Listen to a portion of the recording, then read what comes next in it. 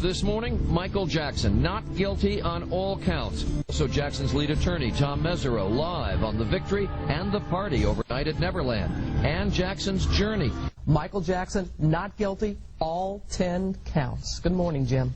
Good morning, Robin. What a difference an hour makes in the life of Michael Jackson. He came to court facing terrible charges that drained him of health and spirit. And then moments later, vindication, finally going home to Neverland to sleep, unburdened by the prospect of prison. A party at Neverland. Jackson family and attorneys celebrating complete victory immediately after the verdict. Lead Jackson attorney Tom Mesereau smiling broadly in full view of 300 fans outside the gates who were thrilled by the win, but disappointed Jackson made no personal appearance. We're asking everybody to leave the area. Mesereau's first public comment after the verdict, a quick declaration. Justice was done. The man's innocent. He always was. Inside court, there were tears in every corner from two of the jurors. Mother Catherine Jackson. Jackson's attorney Susan Yu was sobbing, and next to her, the defendant dabbing his eyes. ABC's Taina Hernandez was watching not 10 feet away. He started to cry more and more. With each not guilty, there were more tears. At one point, he even put both hands to his eyes to stop the flow. Not guilty 10 times. In fact, the jury confirmed, despite all the familiar faces like Jay Leno, Chris Tucker, and Macaulay Culkin, it was the woman who covered her face that sunk the prosecution case. The accuser's mother could not be believed, and her kids who accused Jackson of child molestation could not be trusted either.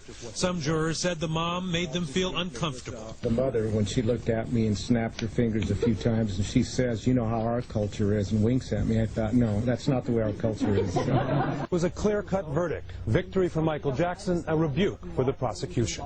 Diane? All right, Jim, we thank you so much. Now we turn to the Michael Jackson jurors, the people who gave him his freedom. Joining us now, jury foreman Paul Rodriguez, also jurors L.A. Cook, Tammy Bolton, Melissa Herrard, Michael John Stevens, and alternate juror Joseph Costello. And again, we thank you all for coming in. It's a long night of flying, and we're grateful to you. Okay, first question. Second thoughts. Anybody here? No second thoughts.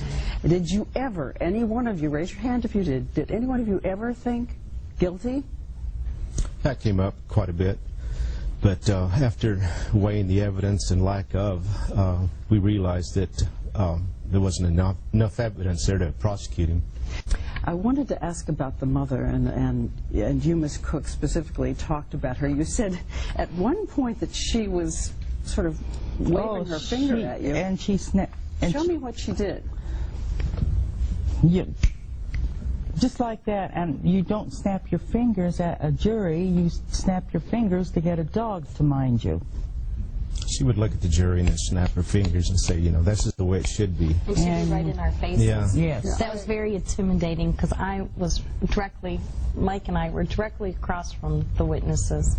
And she would turn right to us like she's just, you know. But Melissa, what did that say to you? I mean, apart from how it made you feel, what did that say to you about who she was and the testimony she gave? Her testimony, a lot of the parts of her testimony, I wanted to just break out laughing, but I couldn't. You know, she was up and down, and the parts that I felt that she should have been more, you know, more emotional about, she wasn't. So it's just not credible, you're saying? In the beginning, pictures we saw of her when she was did the Michael Jackson rebuttal thing, she had her hair done, she had makeup on, and she was a most attractive woman. When she came into court, she looked like Mother Teresa after a bad brain. Bad. Meaning. She looked drained. Her hair was straight. She didn't have any makeup on. So you thought that was She was false, trying to play. She was trying to be pitiful to us, I felt. But what does this have to do with her son's testimony? I mean, how do you worry in any way?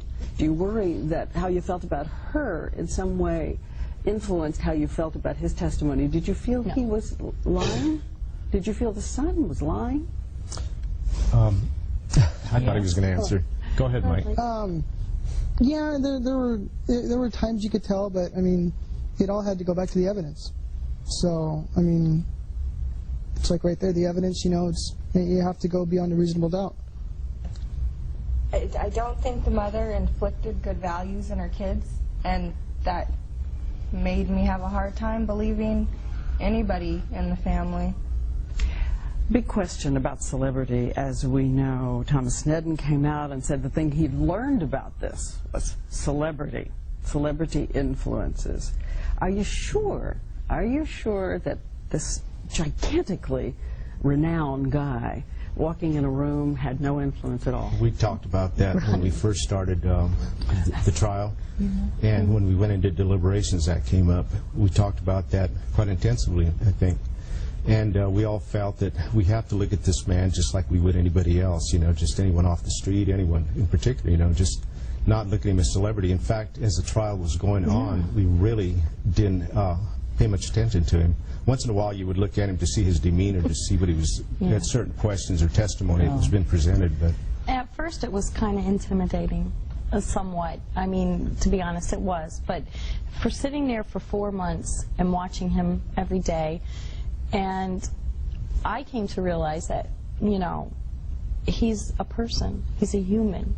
And to me, that just the celebrity status just went out. He's just another person. You study his face, any of you, at the moment the not guilty verdict came in? Well, I kind of lost it there. What do you mean? I mean, I was crying because I was watching her. I was busy.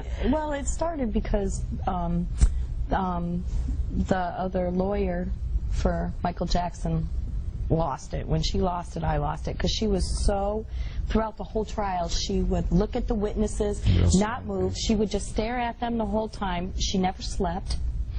And she was always so alert and everything. And then to see, my gosh, her emotions just come pouring out, that was just, oh. Any of the rest of you see anything in his face at that moment? What did you see? he looked over at us. In fact, I made eye contact with him when the last part of the verdict was read, and he kind of just mouthed. He didn't openly say it, but he just kind of like said, To me too.